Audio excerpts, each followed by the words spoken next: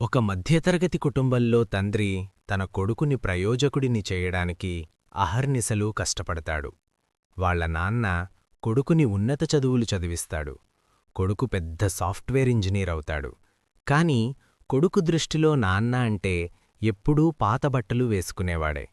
కనీసం కొత్త చెప్పులు కూడా కొనుక్కోవాలని తెలియని ఒక పిసినారి. కాని ఒకరోజు నాన్న డైరీ చూశాక కొడుక్కి అసలు నిజం తెలుస్తుంది. తన తండ్రి రామారావు గురించి కొడుకు రాహుల్ ఇలా చెప్తూ ఉంటాడు. మా నాన్నకు తనమీద తనకే ప్రేమ ఉండదు. 10 ఏళ్ల నుండి అవే పాత చెప్పులు వేసుకుంటారు. కొత్తవి కొనిస్తానన్నా వద్దంటారు. అమ్మ కూడా ఆయనకు సపోర్ట్ చేస్తుంది.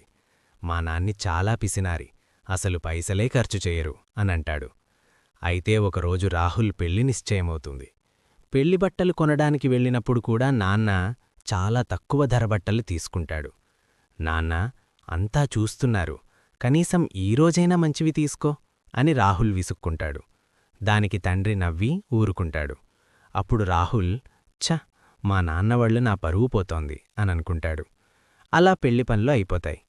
పెళ్ళయ్యాక రాహుల్ జాబు కోసం అమెరికా వెళ్లే ముందు పాత సామాన్లు సర్దుతుంటాడు. ఈ క్రమంలో రాహుల్కు వాళ్ల నాన్న పాత డైరీ కనిపిస్తుంది. అందులో రాహుల్ చిన్నప్పుడు ప్రతీ నెలా లెక్కలు రాసి ఉంటాయి. అందులో ఇలా ఉంటుంది: ఈ నెల రాహుల్ స్కూల్ ఫీజు కట్టాలి, అందుకే నేను కొత్త చెప్పులు కొనడం మానేశాను.